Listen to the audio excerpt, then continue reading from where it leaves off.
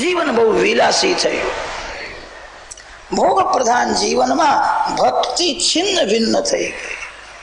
જ્ઞાન વૈરાગ્યને મૂર્છા આવી છે.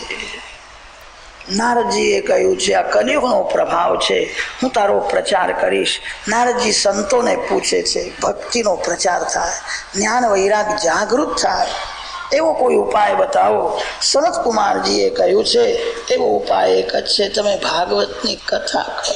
કથામાં એવી દિવ્ય શક્તિ છે, કથા પાપને બાળે છે. કથામાં સ્વદોષનું ભાન થાય છે. કથા સાંભળ્યા પછી માનવને કરેલા પાપના માટે પશ્ચાતાપ થાય છે. આ કથા એવી દિવ્ય છે. તમે ગંગા કિનારે કથા કરો. ગંગા કિનારે આનંદવન છે, જે આનંદવનમાં પશુ પક્ષીઓ પણ વેરને ભૂલી જાય છે, પ્રેમથી રમે છે. એવી સાત્વિક ભૂમિમાં સાત્વિક ભાવ જલ્દી જાગે છે. રાજસી ભૂમિના પરમાણુ અશુદ્ધ હોય છે.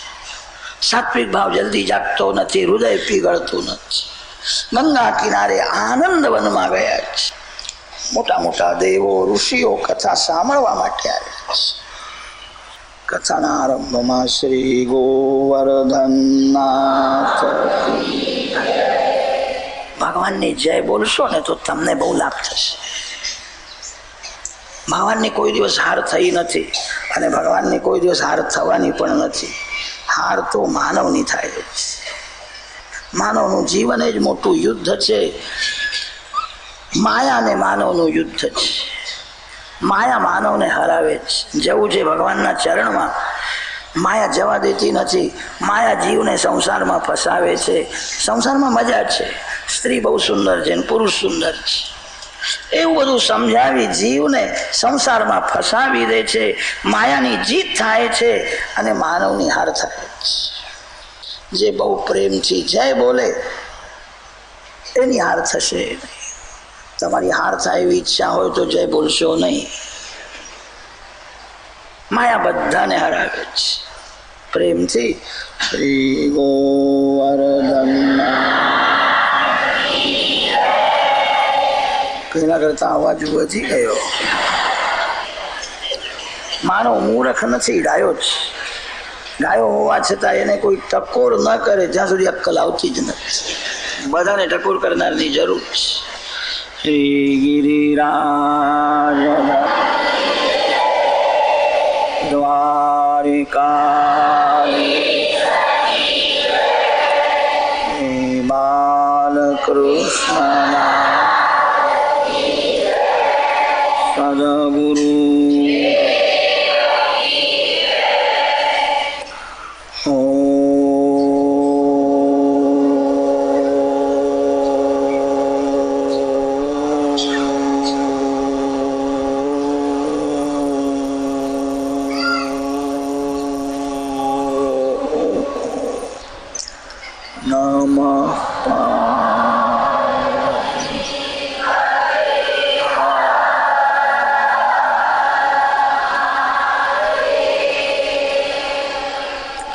જય શબ્દો નમઃ શબ્દ શંખ શબ્દસ્તથૈવ ચ ચૂર્ણરાજા પ્રસૂનાનામ નિક્ષેપઃ સુમહાનભૂ. કથાના આરંભમાં જય જયકાર કર્યો. કેટલાક લોકો કથામાં આવ્યા નહોતા. ભૃગુ ઋષિ એક એકના ઘરમાં જાય, બધાને વંદન કરીને મનાવે, કથામાં ચાલો, કથામાં ચાલો. કેટલાક આળસમાં ઘરમાં બેસી રહ્યા હતા. કેટલાક અભિમાનમાં ઘરમાં બેઠા હતા. મેં ભાગવત વાંચ્યું છે, મહારાજ વધારે શું કહેવાના હતા, હું બધું જાણું છું, મને બધી ખબર છે.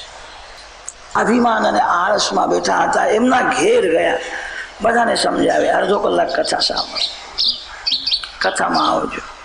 ભૃગુ ઋષિએ વિચાર કર્યો, મારી પ્રેરણાથી કોઈ કથા સાંભળવા જાય તો એના પુણ્યમાં થોડો મારો ભાગ પણ રહેશે.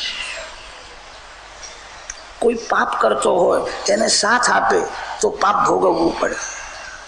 પુણ્યમાં સાથ આપો, પાપમાં સાથ આપશો નહીં.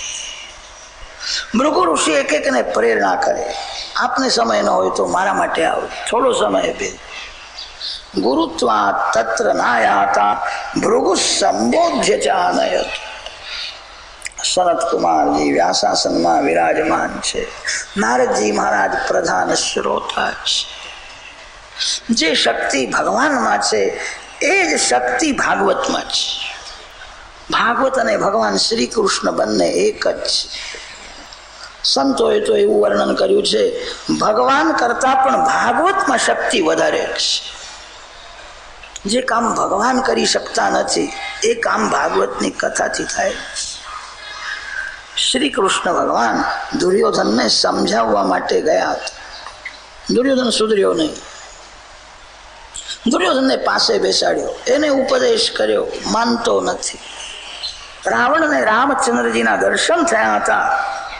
રામ દર્શન કર્યા પછી તો રાવણની બુદ્ધિ સુધરવી જોઈએ. રામ દર્શન કર્યા પછી પણ એની બુદ્ધિ સુધરી નહીં. રાવણ યુદ્ધ કરે છે. કેટલાક જીવ એવા હોય છે ભગવાન પણ એમને સુધારી શકતા નથી. એવા જીવ ભાગવતની કથા સાંભળે, ભગવાનના નામનો જપ કરે તો સુધરે. રાવણ અને દુર્યોધન તો મરી ગયા છે, પણ આ કલિયુગમાં એમનો વંશ બહુ વધી ગયો છે.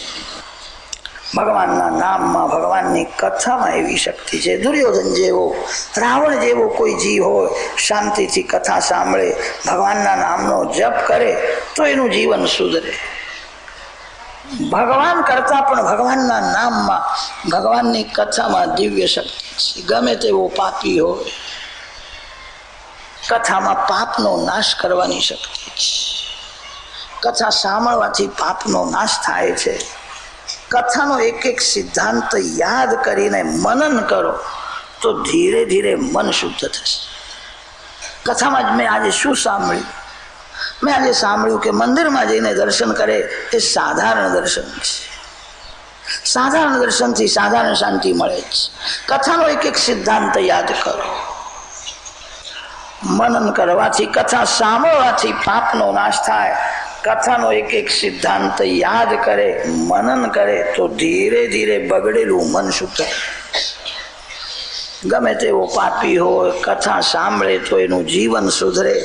કથા સાંભળે, મનન કરે તો એનું મરણ મંગલમય થાય. એક દૃષ્ટાંત આપ્યો છે. તુંગભદ્રા નદીના કિનારે એક આત્મદેવ નામનો બ્રાહ્મણ રહેતો હતો. ઘરમાં સંપત્તિ બહુ હતી, સંતતિ ન હોવાથી એ દુઃખી હતો. આપણે બધા જ આત્મદેવ જેવા છીએ. આત્માને દેવ થવું ગમે છે. જે બરાબર દર્શન કરે એ દેવ થાય છે. નરને નારાયણના ચરણે જવું છે. જીવને શિવરૂપ થવું છે. તુંગભદ્રા નદીના કિનારે આત્મદેવ બ્રાહ્મણ રહેતો હતો. તુંગભદ્રા શબ્દનો થોડો વિચાર કરો. ભદ્ર શબ્દનો અર્થ થાય છે કલ્યાણ. તુંગ શબ્દનો અર્થ છે અતિશય. કલ્યાણ કરનારી નદી માનવ કાયા છે. નર નારાયણ બને તો ક્યાં શું આશ્ચર્ય છે? નર બીજાને નારાયણ બનાવી શકે. આત્માને દેવ થવાની ઈચ્છા છે. તુંગભદ્રા નદીના કિનારે માનવ શરીરમાં રહેલો જીવ આત્મદેવ જેવો છે. આત્મદેવના પત્નીનું નામ બતાવ્યું છે ધુંધુલી. વ્યાસ મહર્ષિએ ધુંધુલીનું જે વર્ણન કર્યું છે એ બધું વર્ણન આપણા બુદ્ધિમાં ઘટે છે. આ જીવ ધુંધુલીનો ધણી છે. ધુંધુલી બુદ્ધિ છે. બુદ્ધિ કેવી હોય છે? બુદ્ધિ જગતનો વિચાર બહુ કરે છે. હું કોણ છું, મારું મન કેવું છે, મારો સ્વભાવ કેવો છે. બીજાનો વિચાર કરવાથી શું લાભ છે? તમે તમારો વિચાર કરો. બુદ્ધિ ધુંધુલીને જગતની વાતો સાંભળવામાં મજા પડે. લોક વાર્તા રતા ક્રૂરા પ્રાયશો બહુજલ્પિકા. ક્રૂર છે. જે કામ સુખનું વારંવાર ચિંતન કરે એ ક્રૂર થાય છે. કામ સુખનું ચિંતન કરનાર કપટી થઈ જાય છે. લોક વાર્તા રતા ક્રૂરા પ્રાયશો બહુજલ્પિકા. બુદ્ધિ બહુ વાતો કરે છે. માનવ જીભથી વધારે બોલતો નથી, મનથી, બુદ્ધિથી બહુ બોલે છે. બહુ બોલનારી આ બુદ્ધિ છે. એનું જીવ સાથે થયું છે.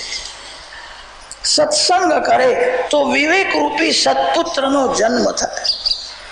આત્માનો બુદ્ધિ સાથે સંબંધ થયા પછી સત્સંગ કરવાની જરૂર છે. સત્સંગ એટલે પરમાત્માનો સંગ.